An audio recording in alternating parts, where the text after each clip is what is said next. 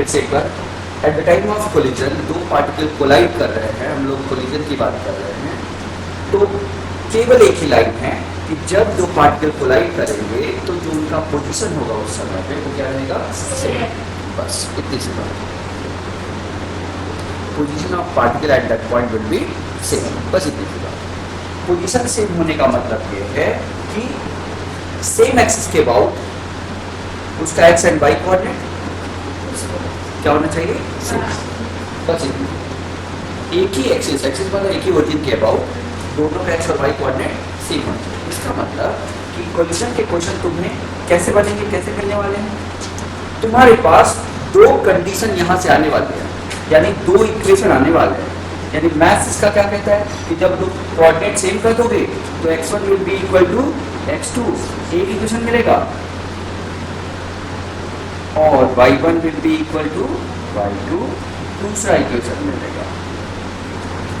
ठीक है, बस दो इक्वेशन मिल जाएगा। नॉर्मल छोटे मोटे क्वेश्चन जो आते हैं वही मैंने कहा नीट और मेंस में इतने से काम चल जाएगा। कभी कभी एडवांस के केस में क्या दे देता है, कुछ और भी कंडीशन दे देता है, मतलब एक थर्ड कंडीशन कि दोनों जब कोलाइड किए तो एक जो है 45 बना रहा है हॉरिजॉन्टल से। इसका मतलब है कि एक इक्वेशन और दे रहा है, बस मैथ के नियम के हिसाब से बस एक इक्वेशन और मिल गया। फिर से समझो, मैंने कहा कोलिजन कर रहा है तो अपने आप में सफिशिएंट बात हो गई कि x1 equal to x2 and y1 equal to y2, है ना। और अगर कुछ एडिशनल क्वेश्चन दिया है तो क्या एडिशनल क्वेश्चन देगा, अगर कुछ एडिशनल क्वेश्चन दिया तो क्या एडिशनल देगा, कोई भी तो भाई दोनों कोलाइड कर रहे हैं तो एक जो है 45 बना रहा है, या दोनों एक दूसरे के परपेंडिकुलर हैं, कुछ भी देगा तो कोई और भी कंडीशन दे सकता है, लेकिन उस केस में तुम जानते हो क्वेश्चन बड़ा होगा। यानी फिर वो कौन सा क्वेश्चन होगा, इंटीग्रल टाइप, सब्जेक्टिव टाइप, क्योंकि फिर तो तीन इक्वेशन सॉल्व करना मतलब बड़ा क्वेश्चन। मेरी बात समझ में? तो केवल कोलिजन में ये तो मिनिमम रिक्वायरमेंट है, मिनिमम, लेकिन इससे अलावा भी क्वेश्चन दिया जा सकता है। ठीक,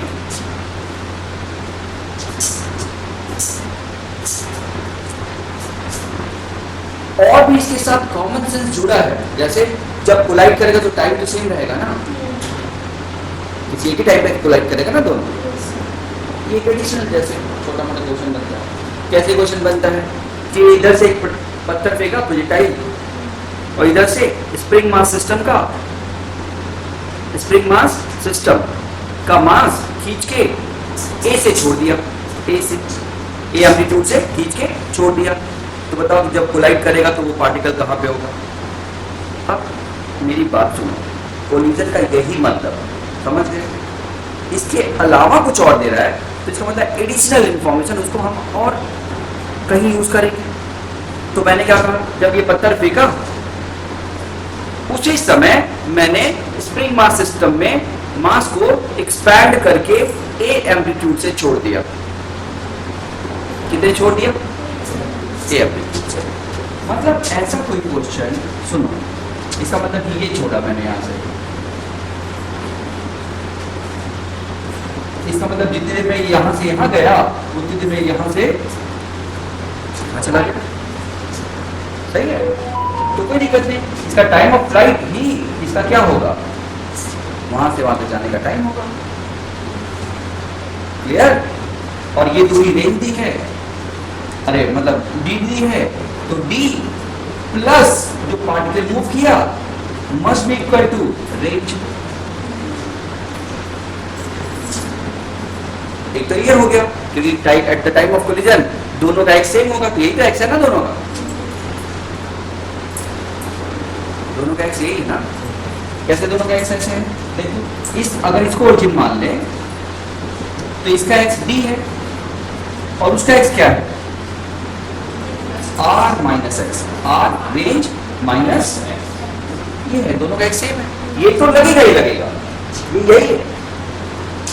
और साथ में एडिशन क्या लग रहा है यहाँ पे, टाइम का ध्यान देना है कि जितनी देर में यहां से यहां जाएगा that is time of light. उतनी देर में पार्टिकल यहां से यहां मुड़ जाएगा, डिस्प्लेस हो जाएगा। तो उसका डिस्प्लेसमेंट कितना होगा वो निकाल लेना है उस टाइम पे। समझ में आया मैंने क्या कहा? तो टाइम दोनों का सेम। इसका फायदा होगा डिस्प्लेसमेंट निकालने में, इस टाइम का फायदा होगा क्या निकालने में? डिस्प्लेसमेंट। मैं अभी कुछ नहीं कह रहा हूँ, मैं कुछ नहीं कह रहा हूँ, मैं इसकी बात ही नहीं कर रहा हूँ। मैं तो केवल ये कह रहा हूँ कि कोलिजन का मतलब ये होता है, बस कोलिजन का यही मतलब। लेकिन कुछ और इंफॉर्मेशन हमारे सामने हो सकते हैं जिसका यूज हमें कोलिजन में क्या करना पड़ेगा? यूज करना पड़ेगा, और इंफॉर्मेशन हो सकता है। बस इतनी सी बात। सबको क्लियर हुआ?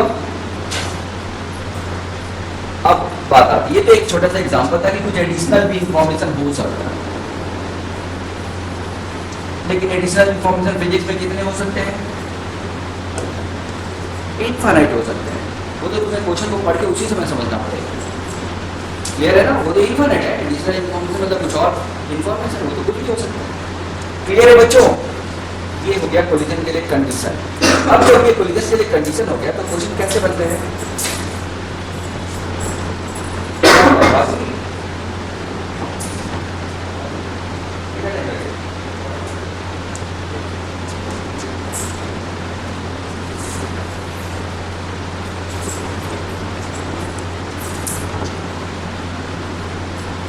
तो जैसे क्वेश्चन बनता है, ये 2D का भी बोल सकते हो।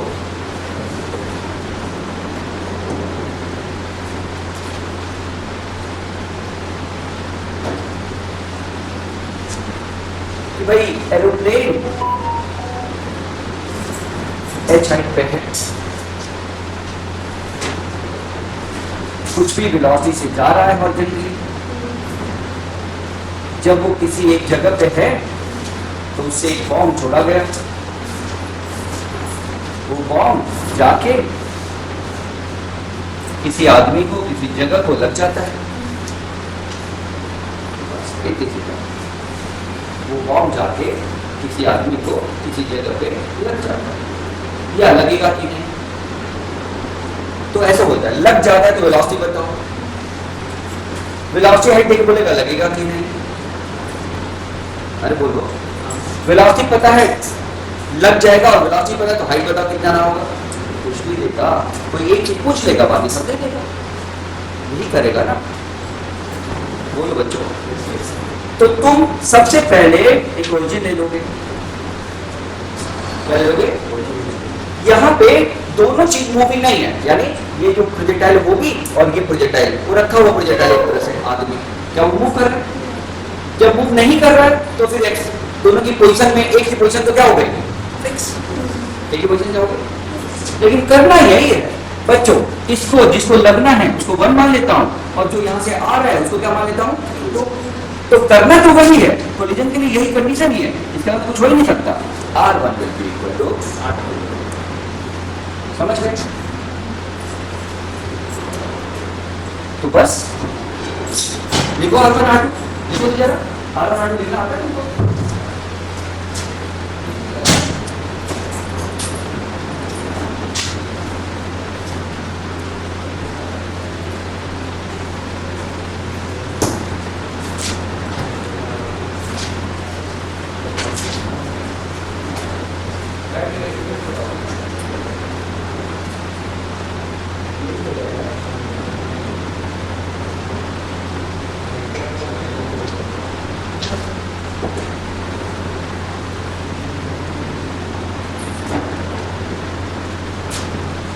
ठीक है बच्चों? ये है R1 की वैल्यू कुछ दी होगी, सॉरी मुझे देना चाहिए, एडिशन डी है, देना पड़ेगा ना? तो R1 तो डी है, I और 0 J है ही नहीं कुछ, है कि नहीं? लेकिन R2 क्या है? कौन बताएगा ये R2?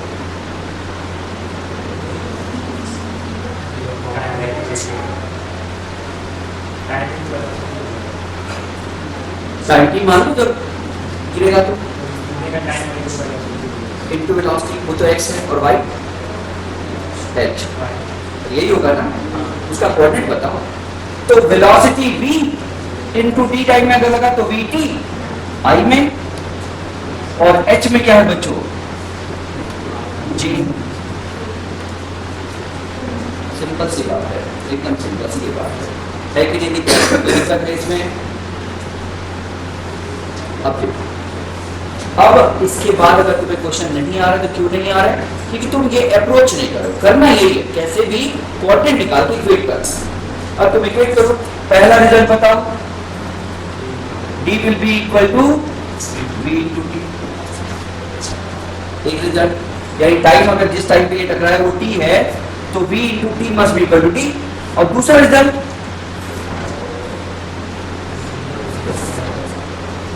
हाँ एक छोटी सी गलती कर दी ना मैंने, सॉरी, मुझे उसकी फाइनल पोजीशन चाहिए ठीक है, लेकिन किसी टाइम पे निकालो ना, कहां से देखा गया?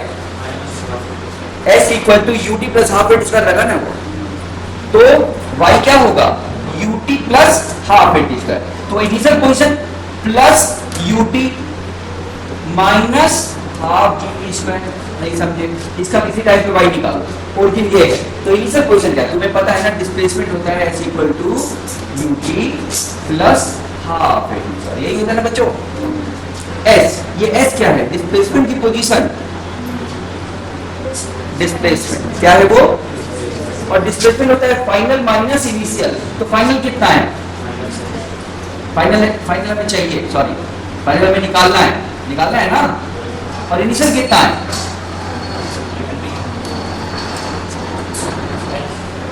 बताओ ध्यान से, कुछ गलती हो रही है क्या इसमें? बताओ, देखो ये फाइनल पोजीशन कितनी है और इनिशियल कितनी, यही ना? तो फाइनल ही तो हमें निकालना है किसी टाइम t पे, और इनिशियल h है, बोलो। तो फाइनल हमें निकालना है और इनिशियल कितना है बच्चों? h। j में ना equal to ut plus half gt square. तो ये है फाइनल y, उसका y किसी टाइम पे, तो इसका किसी टाइम पे y निकाल देना है और इसका किसी टाइम पे y 0 है, दोनों रिपीट कर देना। तो ये है असल में, ये y है j के साथ। चेक करो, ये प्लस हो जाएगा उस साइड जाके, समझे? तो पहला इक्वेशन ये हो गया। दूसरा इक्वेशन बताओ, 0 will be equal to what? h है ना, माइनस हाफ gt स्क्वायर।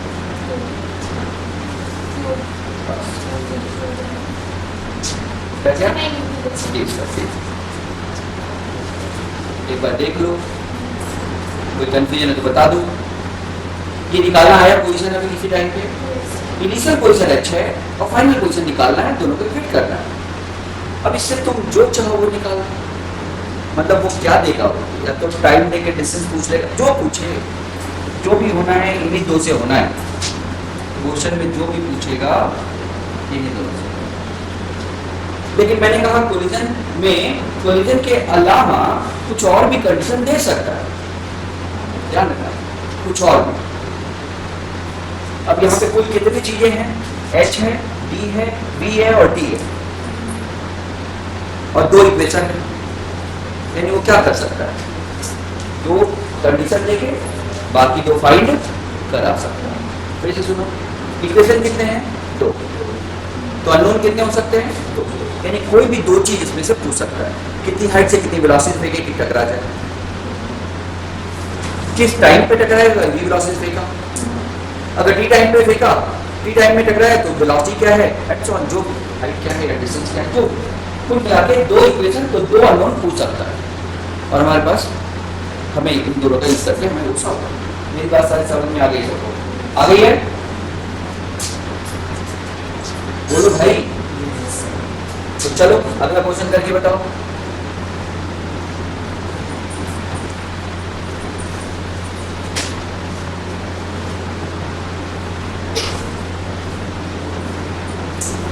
ये बंदूक है, मैंने इससे एक फायर किया, जैसे मैंने फायर किया यहां पे कोई बैठा हुआ था,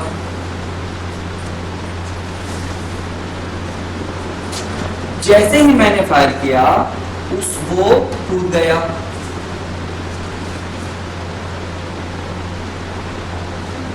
t इक्वल टू 0 पे मैंने यहां से बुलेट को फायर किया किस वेलोसिटी से, u से।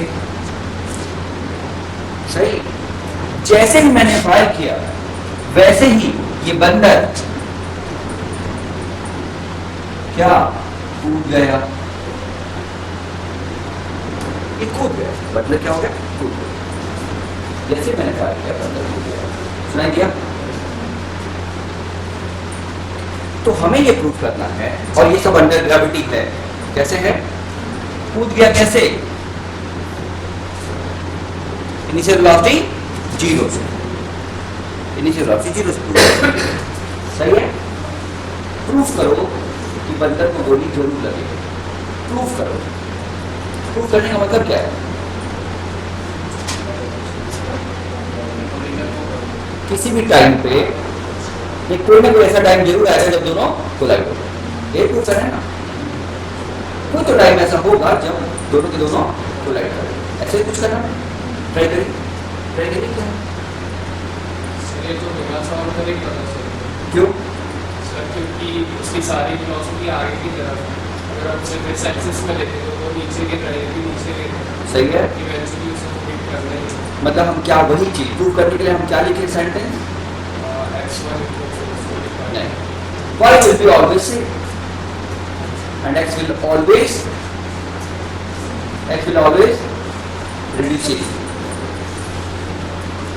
x डिस्टेंस हमेशा क्या रहेगा, और y तो हमेशा सेम होगा, तो y सेम होगा और x रिड्यूस होगा। कहने का मतलब क्या है, अगर ये वेलोसिटी कम है, कम, तो देर में जाकर टकराएगा, लेकिन टकराएगा क्योंकि y तो सेम है, x रिड्यूसिंग है, और वो कितना तेज रिड्यूस होता है उसके हिसाब से या तो जल्दी टकराएगा या बाद में टकराएगा। मतलब हमें क्या प्रूव करना पड़ेगा, y will be always same and so x will be at last किसी न किसी एक टाइम पे सेम होगा, बस इतना ही होगा। अरे मेरी बात समझ, फिर सुनो, ये भी अंडर ग्रेविटी है, वो भी अंडर ग्रेविटी है, ये भी इनिशियल वेलोसिटी 0 से है वर्टिकल, वो भी इनिशियल वेलोसिटी 0 से वर्टिकल। इसका मतलब दोनों का किसी टाइम पे डिस्टोर्शन क्या होगा, अगर मैं इसको 1 कहूं और उसको क्या कहूं 2, तो y1 will be always equal to y2। क्यों ये होगा, क्यों, क्योंकि half g t square minus sign इसका भी, क्योंकि इनिशियल वेलोसिटी 0 है, और उसका भी कितना है, हाफ g t स्क्वायर, उसका भी यही है, दोनों का ये सेम है। क्लियर है बच्चों, देख लो माइनस है, क्योंकि इसका भी इनिशियल वेलोसिटी 0 है, उसका भी इनिशियल वेलोसिटी y पे 0 है। बोलो बच्चों, अगर इनिशियल वेलोसिटी अलग अलग होता तब टकराता नहीं, हो सकता है ना टकराता, लेकिन इसमें तो हमेशा ये बराबर होगा ना, will be always same, will be always same, हमेशा सेम होगा, कोई दिक्कत। तो ये तो प्रूफ करता है कि लगेगा लगेगा। एंड अगर x1 इक्वल टू x2 करे तो एक का x1 कितना है किसी टाइम पे, किसी टाइम पे एट एनी टाइम, ध्यान रखना, y1 equal to y2 at any time, x1 equal to x2 at any time, दोनों का x1 इक्वल टू x2 निकालो, x1 और x2 निकालो एक किसी टाइम पे और इक्वेट करो, किसी टाइम पे निकालना, सही है, और इक्वेट कर देना।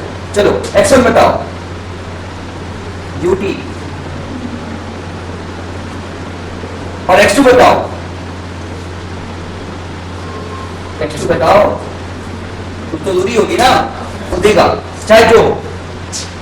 इसमें केवल और केवल एक ही वेरिएबल है, ये भी u1t u2t कुछ होता तो फिर अलग हो सकता था, लेकिन इसमें तो t की एक फिक्स वैल्यू आएगी ही आएगी। बोलो बच्चों, यहां पे एक फिक्स वैल्यू आएगी आएगी, यानी पॉसिबल ही नहीं कि एक t की कोई वैल्यू ना आए। भाई ना आने का मतलब क्या है, ये t इमेजिनरी आ जाता, या t की वैल्यू पॉसिबल एक से ज्यादा होती या कुछ और होता। मेरी बात समझो, ये तो फिक्स है, आना ही है, तो t आना ही आना है, यानी इस समय पे उसको मरना ही मरना, समझ गए। लेकिन शर्त ये है कि रास्ते में जमीन ना आ जाए, यानी इसके गिरने से, जमीन पे उतरने से पहले ही लग जाए। मान लो जमीन यहां पे है तब बच जाएगा, लेकिन जमीन यहां पे है तो वो यहां उतरेगा। गोली ने प्लान बनाया था यहां पे निपटाने का, बीच में कौन आ गया, जमीन, बच गया। समझो कि जब गिरा तो गोली ने क्या प्लान बनाया था, यहाँ पे इसको ठोक देंगे, क्या हो गया, पहले जमीन बचा लिया इसको। तो ये अगर ना हो तो मरेगा। अरे वो समझ में आया, यानी क्या प्रूव करना पड़ेगा साथ में, हाफ गिटी स्क्वायर मस्ट बी, साथ में क्या प्रूव करना पड़ेगा, ये तो एक हो गया, ये दो हो गया, एंड थर्ड बताओ, half g t square must be greater than H less than H, must be, अरे एच से कम होगा तभी ना, यानी उतरने से पहले ही लग जाए, समझे। तो ये एसर्शन एंड रीजन का क्वेश्चन बन सकता है, क्योंकि हम लोग उस पर स्टिक रहते हैं, दिमाग उस पर चलता रहता है। तो ये इंपॉर्टेंट इसलिए क्योंकि एसर्शन एंड रीजन का क्वेश्चन बन सकता है, ठीक है ना। तभी टकराएगा, तभी लगेगा।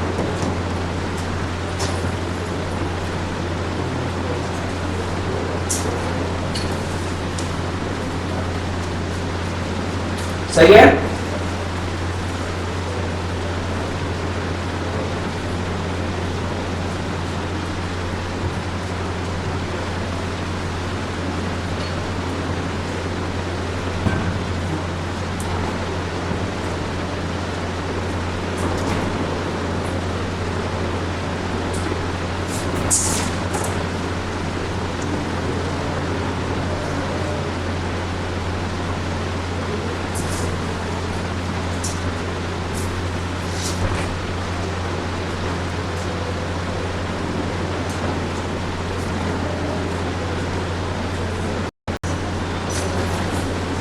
कोई भी क्वेश्चन, और अब क्या मैं बताऊं, कोई भी क्वेश्चन आएगा तो क्या होगा भाई, देखो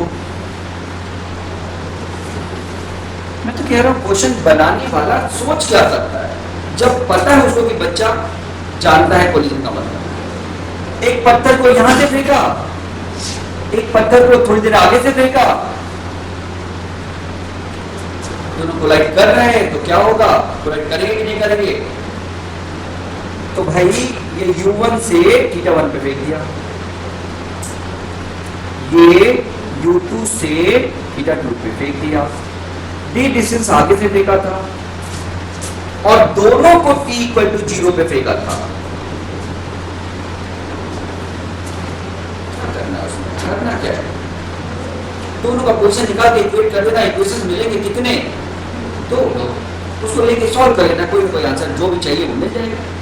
इसमें क्या करूं मैं, क्वेश्चन दूसरा बनाते हैं, रुको एक और क्वेश्चन बनाते हैं। भाई एक पत्थर को मैंने यहां से फेंका,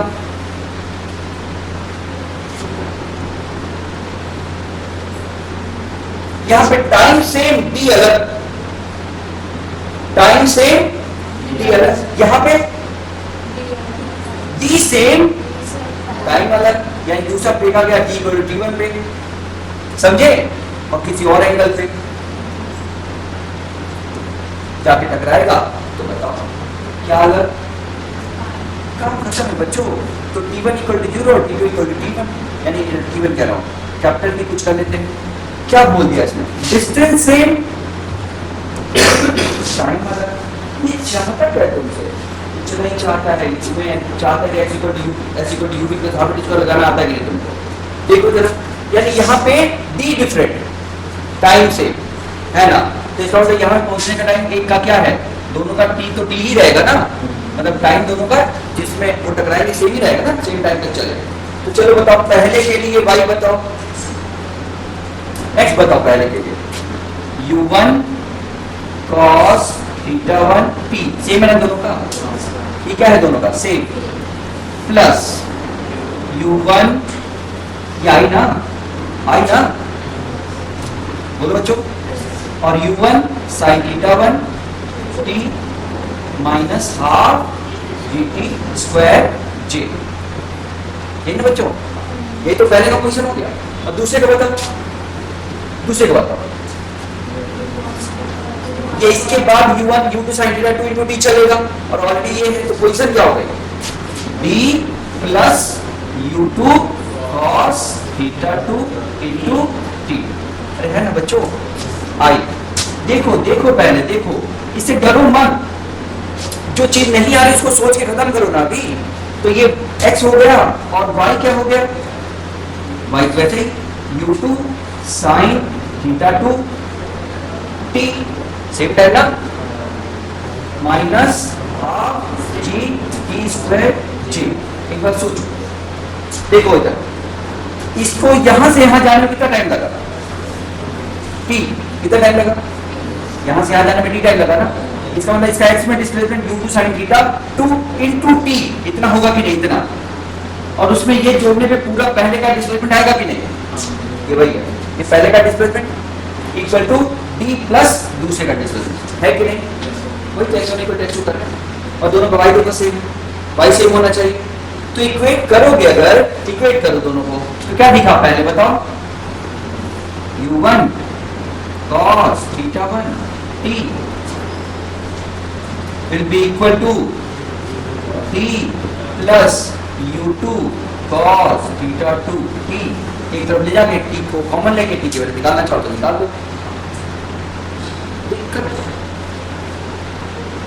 कहाँ है।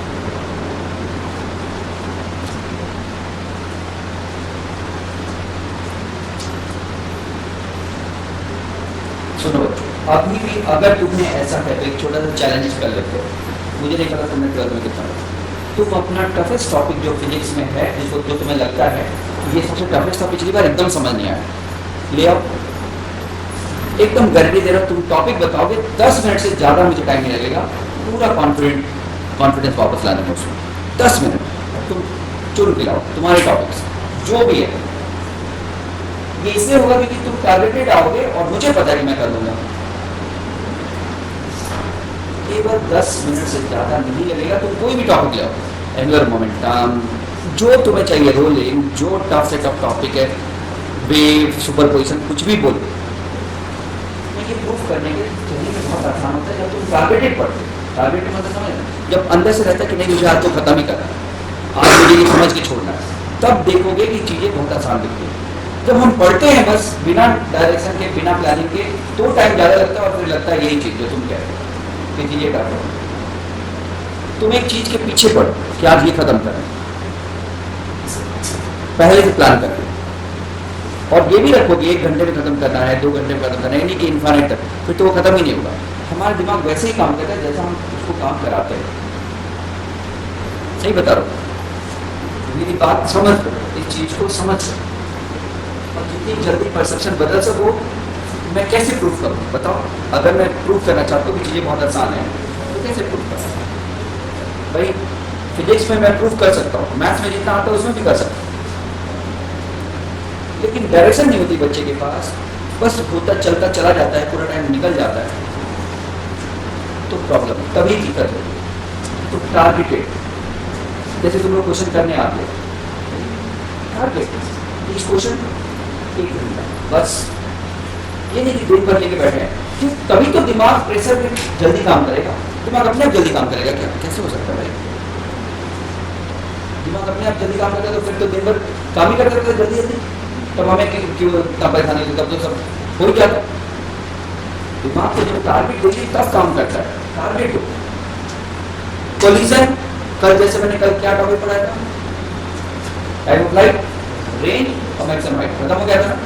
उससे जुड़े सारी चीजें हो गई थी ना, क्वेश्चन हुए तुम्हारे, सबने इसके क्वेश्चन किए, इस टॉपिक के सबने किए, जिन्होंने नहीं किए अब नहीं होगा,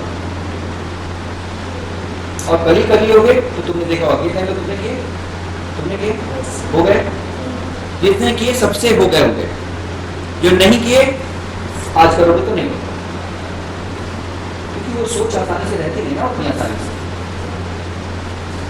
ये इतनी देर से मैं एक सोच दे रहा हूँ, इतनी देर से 1 घंटे से, x1 = x2 पूरा y1 = y2, ठीक है, क्लियर। लेकिन एक है याद रखना और एक है उसको फील करना। मैं क्वेश्चन करा के उसको फील कर रहा हूँ, देखो हर जगह सेम ऐसा बोल रहा हूँ। तो एक बार से पूछोगे सब कहेंगे, कोलिजन के लिए क्या होगा सब बताएंगे, x1 = x2 y1 = y2। Feel नहीं है तो जैसे ही थोड़ा घुमाने वाला क्वेश्चन आएगा डर जाएंगे, तो अप्रोच नहीं करेंगे, अंदर है लेकिन डर के मारे वो अप्रोच नहीं करेंगे कि इतना ही तो करना था, करेंगे यानी मन से जो काम करना चाहिए वो नहीं करेंगे, कॉन्फिडेंस कम होगा। आज देख रहे हो तो तुम्हारा कॉन्फिडेंस आएगी, कल देखोगे पढ़ोगे याद रहेगा, लेकिन कॉन्फिडेंस नहीं रहेगा तो हिम्मत ही नहीं आएगी ये करने। तो यहाँ पे क्या चेंज कर देगा? डी डी करेगा ना। अब इसको करो, क्या चेंज कर दिया? डी वही है, क्या सेम कर दिया, क्या डिफरेंट कर दिया? तो चलो वन के लिए बताओ, ये वन, ये वन और ये टू, तुम समझ रहे हो। वन का मतलब u1 थीटा 1 पे, टू का मतलब u2 थीटा 2 पे। चलो इसका क्वेश्चन बताओ, वन का बताओ, u1 cos theta 1 into t I plus u1 sin theta 1 t minus half dt square j, u2 cos theta 2 time, हाँ बहुत बढ़िया, जब जो भी टाइम लगा उससे थोड़ा कम टाइम लगा, क्योंकि टी इक्वल टू किसी और पे फेंका दो टी टाइम बाद, है ना बच्चों? Plus i plus u2 sin theta 2 t minus t minus half g t minus t का होल स्क्वायर जे। अरे भाई कुछ भी नहीं है भाई, मुझे नहीं पता कि तुम क्यों डरोगे और क्यों नहीं डरोगे, मुझे नहीं पता कि क्या करोगे, कारण क्या है? क्या ये लिखने में दिक्कत है? अगर वो लिखने में दिक्कत है तब तो कुछ पढ़ा ही नहीं हम लोगों ने, तब तो काम ही खत्म।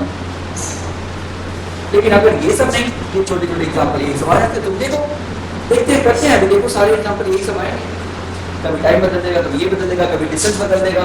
ये लो अभी एक्स में बदला था ना, किसमें बदला था, अब वाई में बदल देते हैं।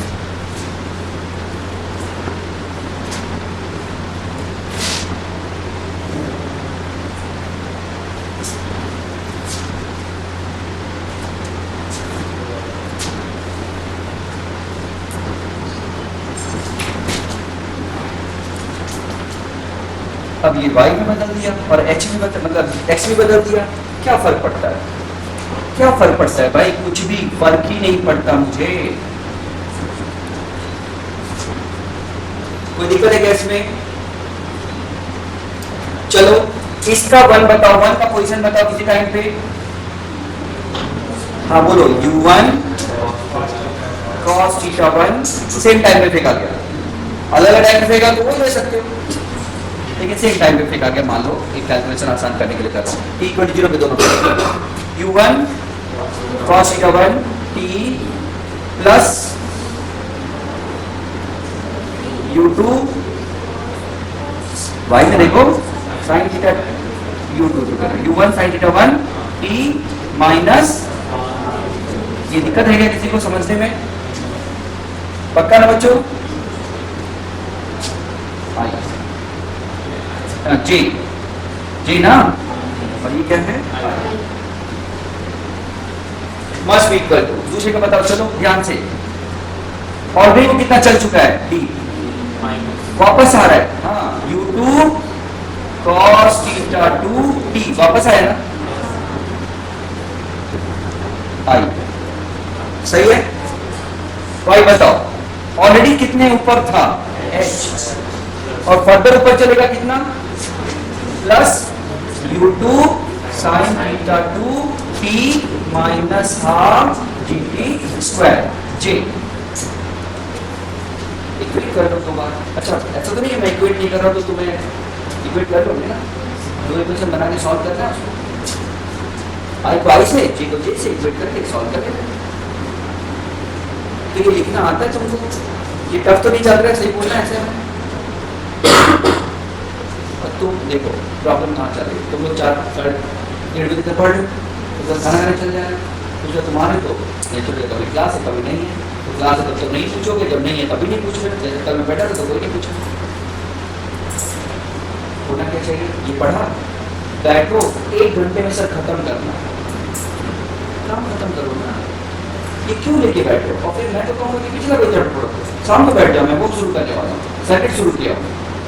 भाई जो 12th ड्रॉपर वाले हैं, इंजीनियरिंग वाले हैं, उनको तो कितना है 5 महीने ना, तुम्हें करता हम कोर्स नहीं कंप्लीट कर पाएंगे, 100% कंप्लीट करेंगे, लेकिन हम ना ये तो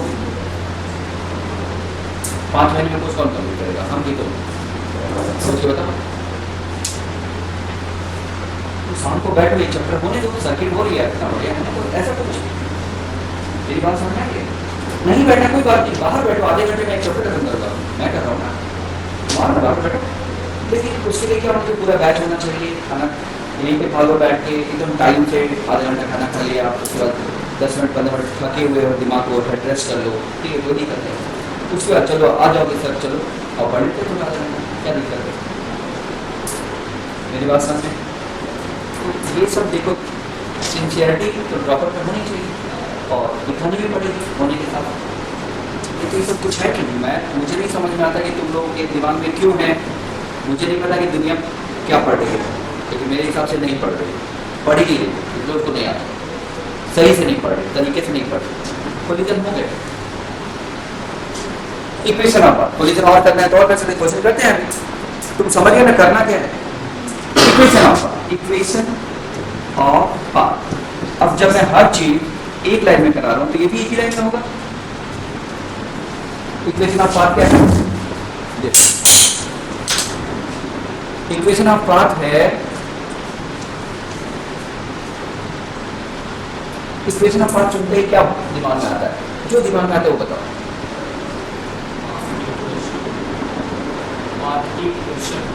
उसका और मीनिंग बताओ, और क्या समझ में आता है? कुछ दिख रहा है वो? नहीं। अगर ये इक्वेशन ऑफ पाथ बोल रहा हूं तो कुछ दिख रहा है तुमको? दिख क्या रहा है? क्या दिख रहा है? इक्वेशन ऑफ पाथ, पाथ नहीं बोल रहा हूं, पाथ बोलूंगा तो कुछ और दिखेगा, इक्वेशन ऑफ पाथ बोलने से क्या दिख रहा है?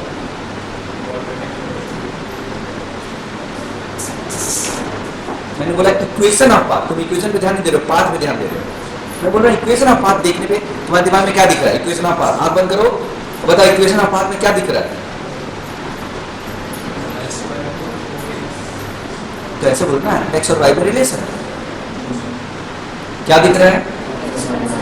सही बोल रहा हूँ? मेरा आंसर एकदम सटीक है। वाई स्क्वायर, मैंने इक्वेशन ऑफ पाथ में तुमको क्या लगा? प्रोजेक्टाइल। और मैं क्या बात कर रहा हूँ? मैं तो किसी भी इक्वेशन ऑफ पाथ की बात कर रहा हूँ। इसका मतलब अगर कोई बोले कि इक्वेशन ऑफ पाथ मतलब क्या, एक्स और वाई में रिलेशन, ठीक है? फिर से x equal to a sin t, y equal to a cos t, हमें t गायब करना है, तो कॉमन सेंस यहां पे लगना पड़ेगा कि sin square t plus cos square t 1 होता है, और sin स्क्वायर t की वैल्यू होती है x बाई a का whole square, cos square t की वैल्यू होती है y बाई a का होल स्क्वायर। ये दोनों का सम कितना हो गया? 1, यानी आंसर आ गया x square plus y square equal to a square. यानी पाथ कैसा हो गया? x square plus y square equal to a square. Path कैसा हो गया? सर्कुलर। कैसा हो गया? सुना क्या सबने? x equal to a sec t, a sec t, sec, y equal to a tan t,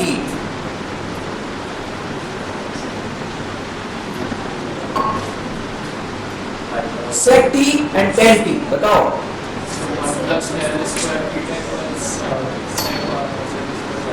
मतलब sec square theta minus tan square theta equal to 1। बोलो बच्चों, कुछ समझ में आ रहा है क्या हो रहा है? बस कैसे भी क्या करना है? टी गायब करना है, कैसे भी टी गायब करना है। यानी सुनो, मैंने फिर से बोला इक्वेशन ऑफ पाथ सुनते ही क्या? हाँ, relation between x and y, relation between और relation between x and y by eliminating third variable, by eliminating third variable. Example सबसे आसान वाला, x equal to a sin omega t, omega constant है, y equal to a cos omega t। Equation of path t गायब करने के लिए हमारे पास क्या फॉर्मूला है? यही चीज, थर्ड, यही स्टेप इंपॉर्टेंट है। क्या? Sine square omega t plus cos square omega t must be equal to 1। चलिए, दैट इज रख दिए हम पे x बाई a का स्क्वायर, y बाई b का स्क्वायर इक्वल टू 1। काम खत्म। ये सर a, ये भी a है ना, ये सर्किल है, क्या होगा ये? दूसरा a sec omega t, b tan omega t. फिर से बड़ा भाई में से छोटा भाई, नहीं मझोला भाई है ना, माइनस करने में कितना आता है? 1। रख दो एक्स बाई ए का whole square, y by b का होल स्क्वायर इक्वल टू 1। ये हाइपरबोला कहलाता है बच्चों, बीच में माइनस है ना, हाइपर प्लस होता तो इलिप्स कहलाता है। और प्लस कब होगा? A sine omega t, b cos omega t. अब तो sine square omega plus cos square होगा ना।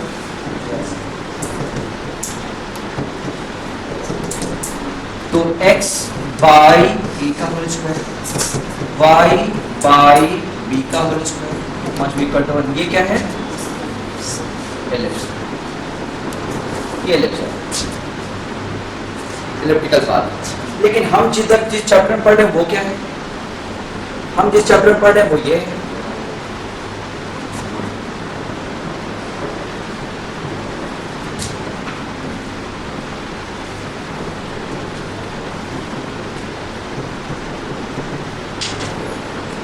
Equation of path of projectile. तो भाई हमारा जो x है वो कितना है?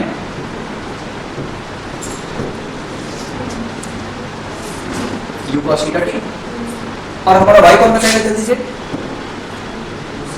100 बार कर चुके, बोलो। u sin theta t। बोलो, अभी तो कर चुके ना। तो अब दोनों से क्या ज्ञात करना है? तो ठीक है, करने के लिए यहाँ उठा इसमें रख दो। तो y will be equal to u sin theta और t की वैल्यू बताओ।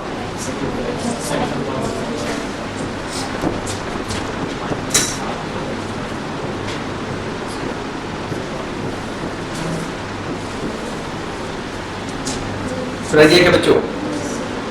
इसको थोड़ा सिंप्लीफाई करो, u से u कट जाएगा, x tan theta minus half g x square upon u square cos square, यही ना? बोलो बच्चों।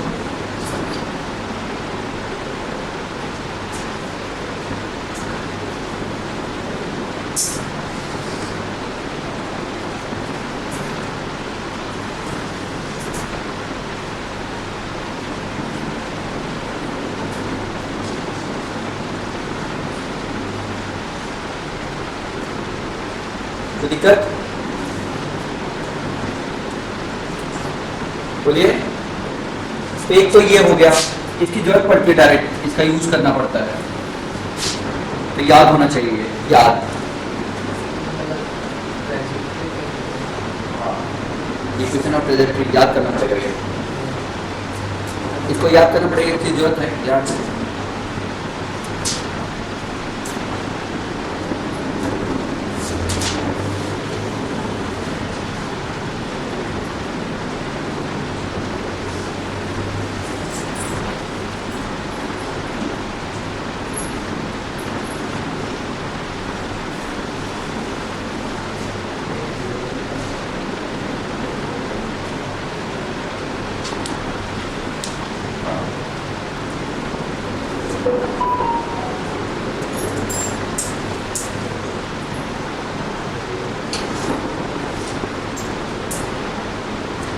कोई और फॉर्म कर लें, ये तो कर लो तो ठीक है, नहीं तो और कोई फॉर्म थोड़ा मोड़ा कोशिश करते हैं। y equal to x tan theta,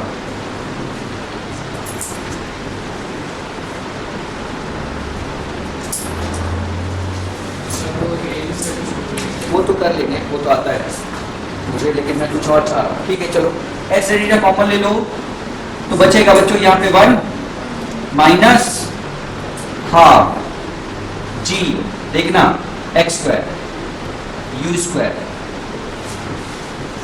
cos square theta में एक एक्स चला गया, या चलो रहने दो, तुमने cos tan थीटा फॉर्मूला तो x tan थीटा नीचे ले आए। ऐसा करने से थोड़ा आसानी से फॉर्मूला याद रहता है।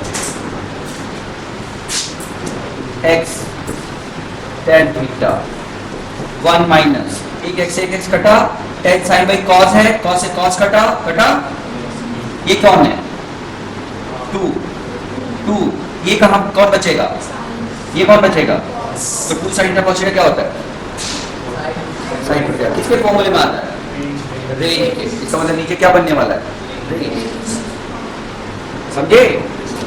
तो ये देखो x कट गया, बचा कितना g छोड़ दो x छोड़ दो अपॉन u स्क्वायर रहने दो, और ये जो हो गया sin 2 थीटा हुआ, देख लो u रहने दो, एक sin बाई cos से cos कट गया, cos और sin बचा वो sin 2 थीटा होगा 2 के साथ मिलके, x से कट गया था, ये तो बचा।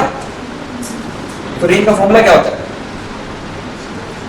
ये स्क्वायर नहीं है 2 है,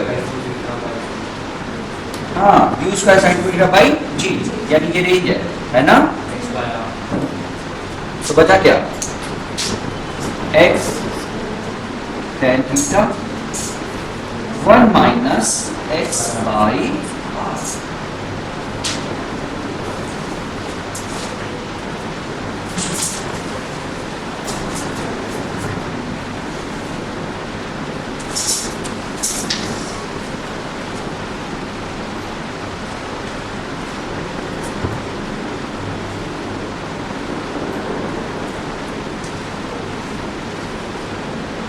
ठीक है,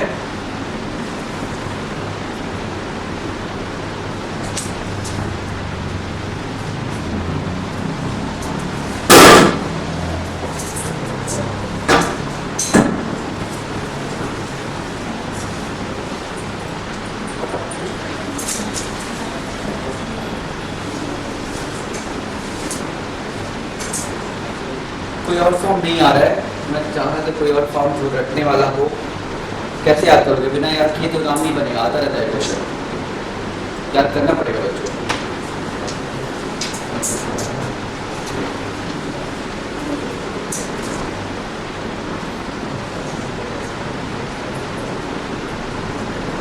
अगर नहीं याद होगा तो कम से कम ये याद रख लो कि इससे उठा के इसमें वैल्यू पुट करना होता है, ठीक है समझे। और वो बड़ा कुछ नहीं है, वो पट्टा है दोनों, यहाँ से ठीक है उठा के इसमें रखना होता है। ऐसे याद करो, याद तो करना ही पड़ेगा, नहीं याद है तो ये करो कम से कम, उसकी जरूरत है मतलब उसको छोड़ नहीं सकते, उसको पढ़ना ही पड़ेगा, याद करना ही पड़ेगा इक्वेशन को,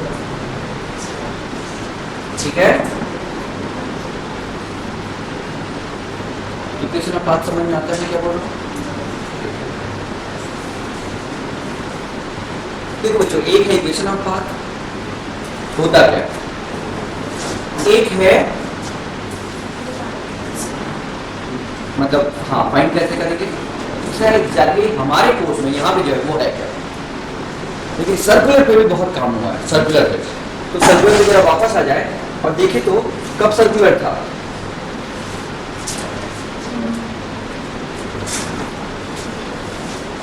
तो सर्कुलर को थोड़ा और अलग से देख ले, इक्वेशन ऑफ पाथ की बात करें तो सर्कुलर को थोड़ा और अलग से देख ले। और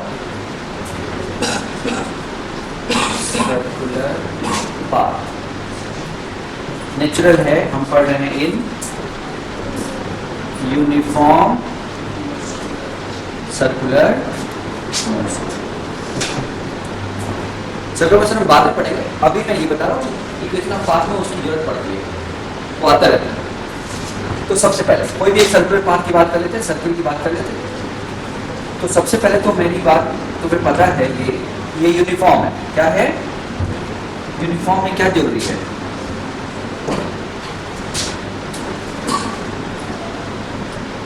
यूनिफॉर्म में कोई पॉइंट अगर यहाँ पे है, उसकी वेलोसिटी की डायरेक्शन ये है, तो उसकी स्पीड कांस्टेंट है, क्या कांस्टेंट है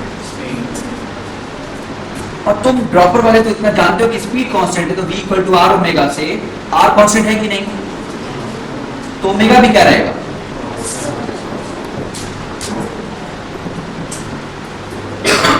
स्पीड कांस्टेंट है तो ओमेगा भी क्या रहेगा कांस्टेंट, स्पीड कांस्टेंट है तो ओमेगा भी कांस्टेंट रहेगा, ध्यान से। ठीक है?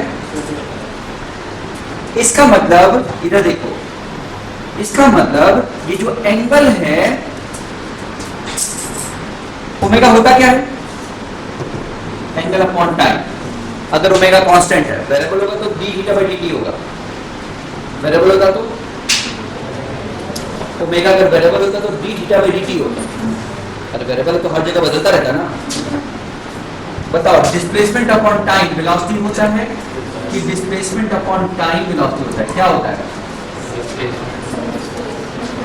1 की 2 है, 1 कब है? जब कांस्टेंट है। जब वेलोसिटी कांस्टेंट है तो 2 ही 1 हो जाएगा। समझे कि नहीं? यानी ये सबके लिए है और ये कब के लिए है? कांस्टेंट। ऐसे ये कब है? जबकि सबके लिए क्या होगा? डी थीटा बाई ये सबके लिए होता है, ये सबके लिए किसी भी ओमेगा के लिए। लेकिन ये कब है? कांस्टेंट। तो जब कांस्टेंट है तो ये है। इसका मतलब एंगल हमेशा कितना होगा? Omega T. एंगल कितना होगा? इसका मतलब एंगल का रिप्रेजेंट करते तो वही ओमेगा टी होता है।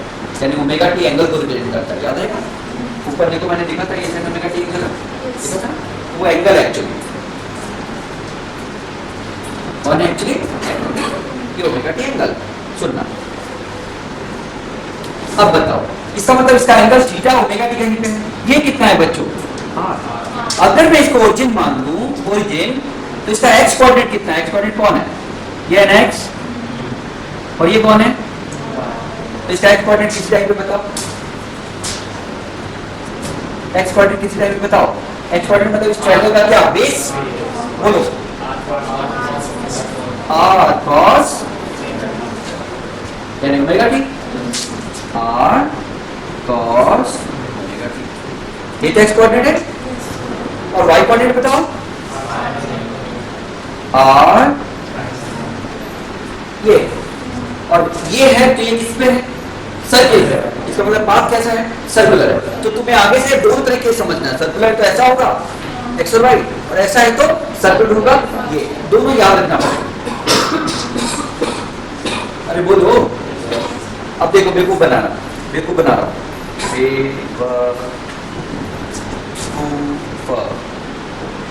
रहा हूं। कुछ अजीब नहीं लग रहा है? अरे बोलो, सबको सही लग रहा है? बेवकूफ बना रहा हूं, बोलो बच्चों।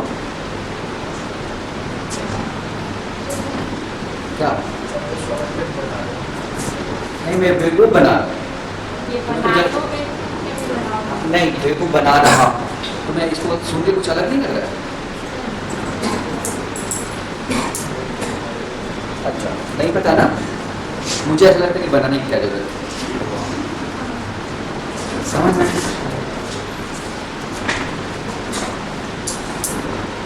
तुम लोगों को नहीं समझ में आता? तुम्हें लगता है कि मैं तुम्हें बहुत दिमाग वाला समझता हूँ? मेरी बात समझो। बेवकूफ कौन होता है बताओ? बेवकूफ कौन होता है? 12 साल से पढ़ने के बाद अगर मुझे पढ़ना ना आए, क्या कहेंगे इसको? समझ में आया? जो काम हम लोग 12 साल से कर रहे हैं वही करना नहीं आता। दुनिया में और कोई हो सकता है ऐसा? 100% एकदम सही बोल रहा हूँ। जो बोल रहा हूँ उसको समझो, इसलिए चेंज करो, तरीके को चेंज करो। बहुत कम पढ़ना, मेरी बात पर विश्वास करो, बहुत कम पढ़ना है।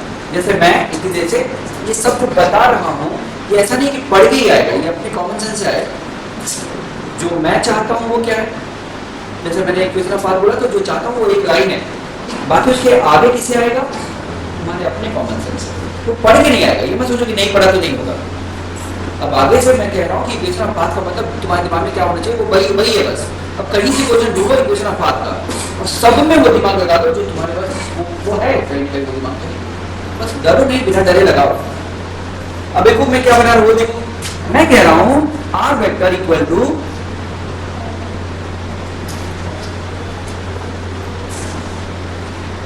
x upon x square plus y square under root आई,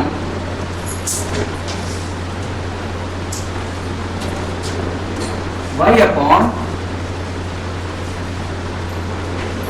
x square plus y square under root j. Topic अपने आप में सब कह रहा है, find angle between velocity and acceleration.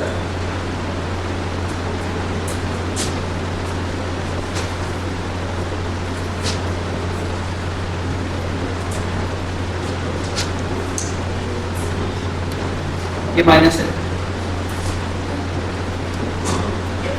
नहीं सॉरी प्लस प्लस। रुको आराम से आराम से आराम से आराम से। तो मैंने ये आईआईटी ने बनाया हुआ है, एक क्वेश्चन देखो।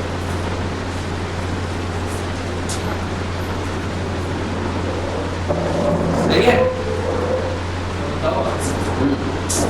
सर मतलब x वाला जो है आई कैप तो x और y दोनों पे डिपेंड करता है, मतलब x upon root x square plus y square equals x ही होगा। और सर्कल की equation x square plus y square equals what answer. दूसरे वर्ड्स बोलो ना कि ये कौन है, कॉस थीटा है बेस अपॉन हाइपोटेन्यूज। सही है? और ये कौन है, यानी असल में ये वन कॉस थीटा और वन साइन थीटा है, यानी यूनिट सर्किल पे चलता हुआ पार्टिकल है, यूनिट सर्किल पे चलता हुआ, अरे कुछ समझ में आया? और यूनिट सर्किल पे चलता हुआ पार्टिकल, सही है, कि वेलोसिटी और एक्सीलरेशन में क्या रिलेशन होता है? अरे वेलोसिटी एक्सीलरेशन सेंटीमीटर लगता है ना, में क्या रिलेशन होता है, कितना एंगल होता है?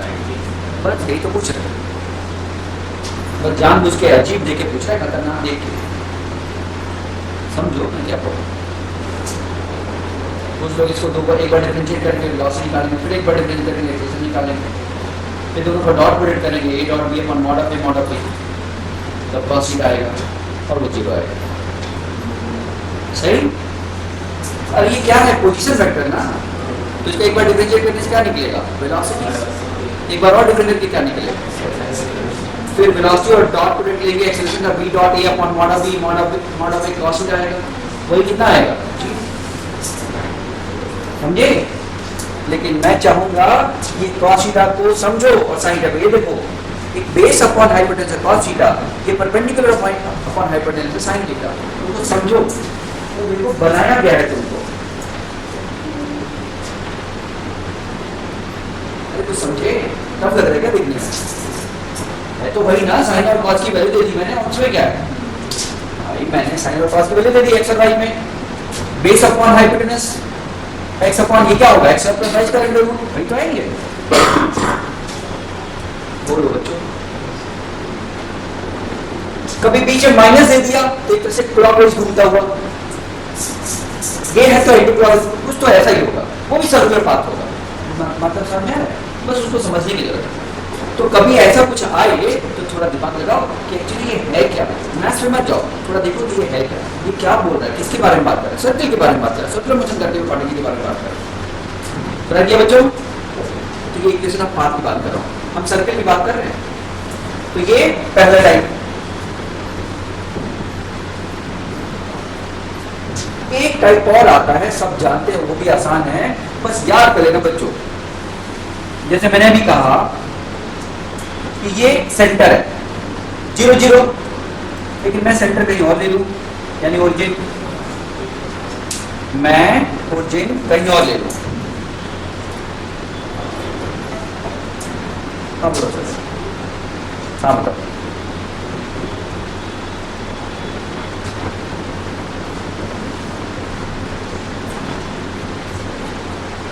दस मिनट ही निकल रहा भाई,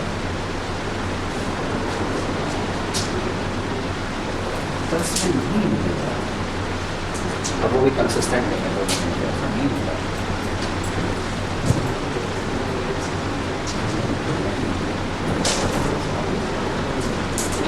क्या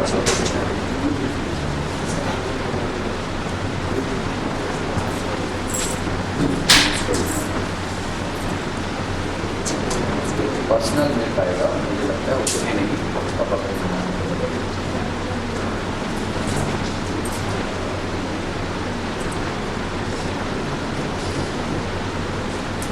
देखो बच्चों,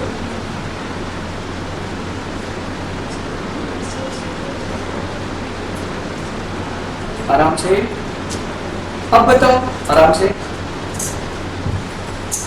टेंशन नहीं लेने का, चुपचाप, मतलब ये सोचना ही नहीं कि नहीं आएगा, मतलब होता ही नहीं आने वाली चीज, चुपचाप आएगी, कोई चीज नहीं आने का होता ही नहीं है, बस क्या होता है उसके पीछे पढ़ना होता है, उसके पीछे पढ़ना होता है, उसका मेन पॉइंट समझना होता है और पर्पस समझना होता है कि हमें पढ़ा चुका है। अब ये क्या बोल रहा है, सर्कुलर मोशन कब पढ़ा हमने, इजी वे में कि जब ओरिजिन पे सेंटर हो, क्या हमेशा सर्किल सेंटर पे जाएगा, ओरिजिन सेंटर पे रहेगा, कहीं और भी हो सकता है, तो कहीं और होगा तो क्या होगा बच्चों, ये एंगल तो अभी भी ओमेगा टी थीटा होगा, ये तो अभी भी आर होगा, लेकिन ओरिजिन ये है तो एक्स कौन होगा, ये एक्स होगा ना, बोलो भाई, तो ये एक्स की वैल्यू कितनी होगी, ये कितना है एक, और ये कितना है, तो यहाँ पे x कितना हो जाएगा, a plus r cos theta कौन है, ओमेगा, तुम समझ रहे, ये हो जाएगा, अरे सिंपल, y बताओ, b plus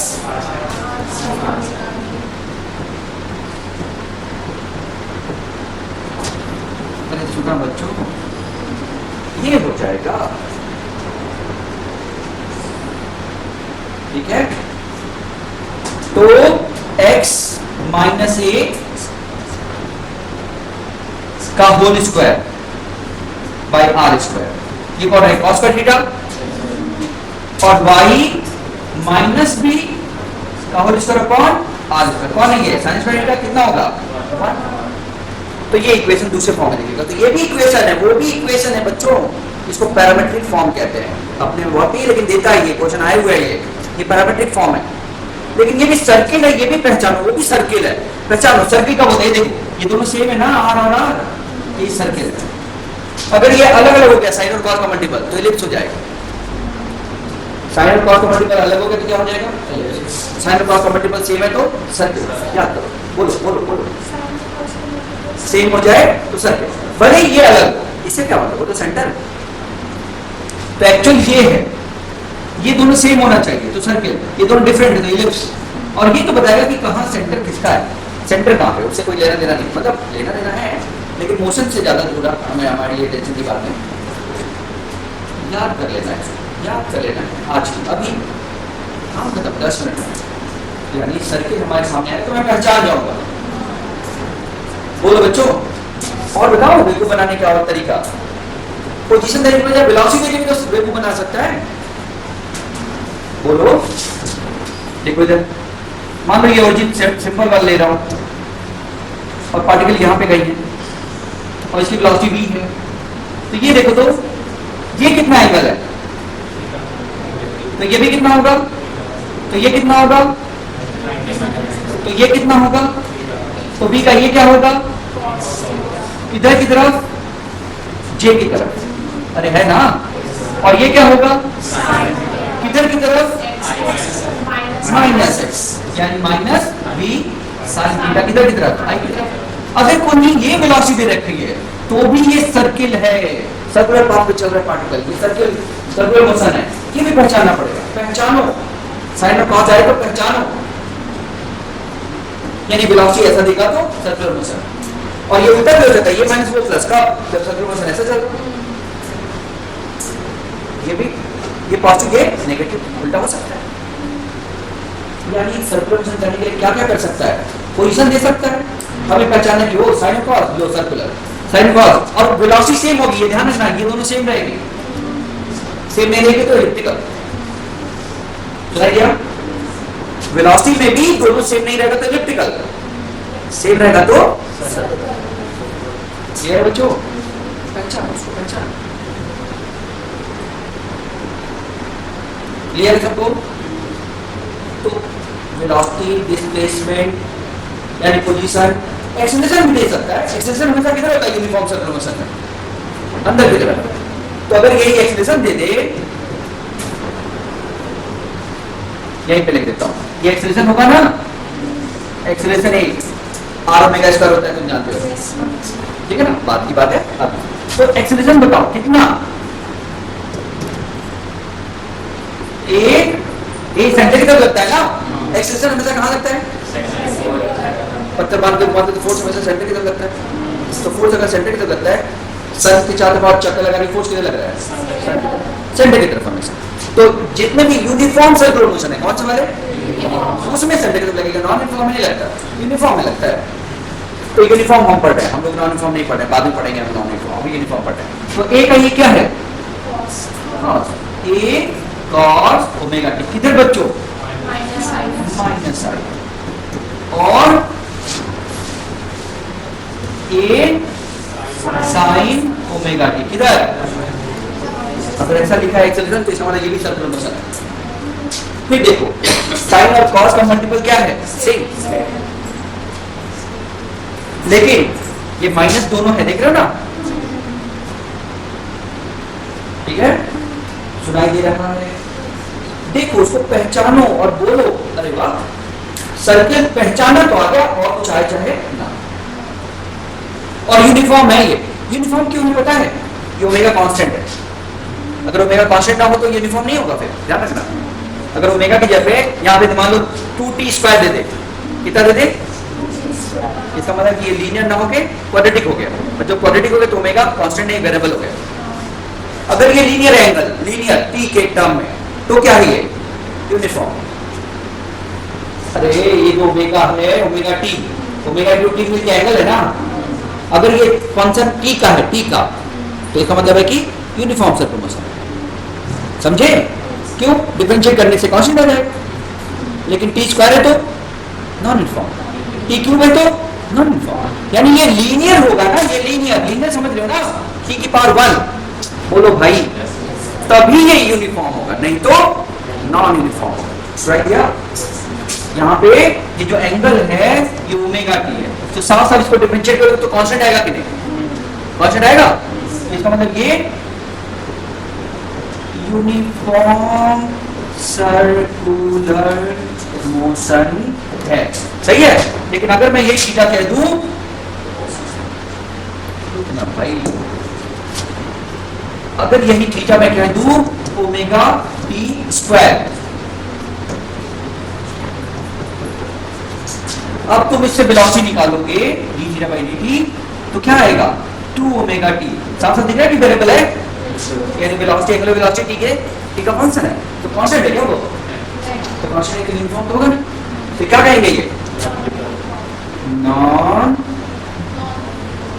uniform circular motion.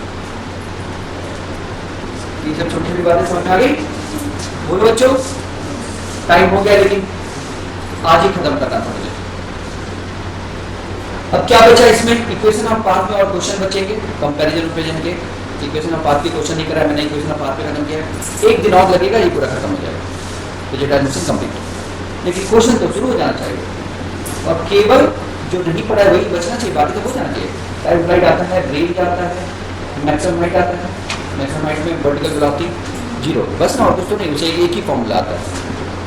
औकात आती है, क्या होता है औकात, मतलब 90 पे फेंके तो यूज कर अपॉन 2g, ऐसे फेंके तो औकात बताओ, रेंज की औकात यूज कर अपॉन g, रेंज की औकात, हाइट की औकात, यानी इसका ये आधा, जबकि किसी और एंगल पे औकात और हाइट का रेशियो क्या होता है 4h cot, याद आया, रेंज इक्वल टू, यानी किसी एंगल के लिए 4h cot, r क्या होता है 4h cot, यही ना, r क्या होता है 4h cot, यही ना, जबकि इसके लिए मैक्सिमम के लिए ऐसे तुम्हें छोड़ दिया फेंको जोर से r, अब बोला फेंको जोर से ऊंचाई में, तो r/2, यानी इसका आधा होता है, दो अलग अलग डायरेक्शन में फेंकने पे, याद रहेगा। तो सारी चीजें के बारे में पूरा रेडियस ऑफ कर्वेचर, थोड़ा सा बचा हुआ एंगुलर मोमेंटम, तो छोटी सी चीजें आगे के लिए है, लेकिन इसमें पूछ दिया जाता है, तो हम यहाँ भी पढ़ लेंगे, आगे भी पढ़ लेंगे, छूटे ना इसलिए, है ना। तो अभी क्या पढ़ा है, पढ़ना बाकी है थोड़ा थोड़ा, रेडियस, इसके कुछ क्वेश्चन कराऊंगा अभी कंपैरिजन करके, radius of curvature, torque, angular momentum, kinetic energy, different position पे काइनेटिक एनर्जी क्वेश्चन आए हुए हैं कि minimum kinetic energy maximum kinetic energy का आधा है तो एंगल ऑफ प्रोजेक्शन बताओ, ऐसा बोल, यानी टॉप पॉइंट पे kinetic energy initial kinetic energy का आधा है तो कॉस पर थीटा थीटा 1/2 तो कॉस थीटा 1/2 ऐसा करके बाद में देखेंगे, देख लेंगे, सही है। तो ये सब radius of curvature, kinetic energy, potential, छोटी मोटी जो इधर उधर की चीजें पूछ लेता है वो बचा है, सही है। तो ये हमारा पार्ट लगभग कल कंप्लीट हो जाएगा, सही, यानी इस पूरे हफ्ते में हम लोग अभी पूरा एक एक हफ्ते में नहीं, वही तो कह रहा हूँ, अपने मेंस में लेट सब लोग मेंस क्वेश्चन कर रहे हैं, पूछना चाहिए, हम लोग एक लेवल नीट लेवल तो करना ही है, वो तो तुम कर लेना, लेकिन मेंस लेवल में आए हुए क्वेश्चन सारे कर ले तो सफिशिएंट है, एक वो लेवल जो चाहिए मेडिकल वालों को वो मिल जाएगा, और मेंस वालों को तो समझिएगा, उनको तो स्पीड बनानी है, आता तो है नहीं कुछ, क्वेश्चन थोड़ी आता है, तो बस आता है, फिजिक्स में नहीं आता, कुछ नहीं आता, एकदम निकाल, तो फिजिक्स में नहीं आता, फिजिक्स को तुम ध्यान दो, फिजिक्स को थोड़ी मेहनत करो तो जैसे इनका बायो होगा ना वैसे तुम्हारा फिजिक्स हो जाएगा, अगर थोड़ी मेहनत करोगे, जैसे कि बायो कॉन्फिडेंट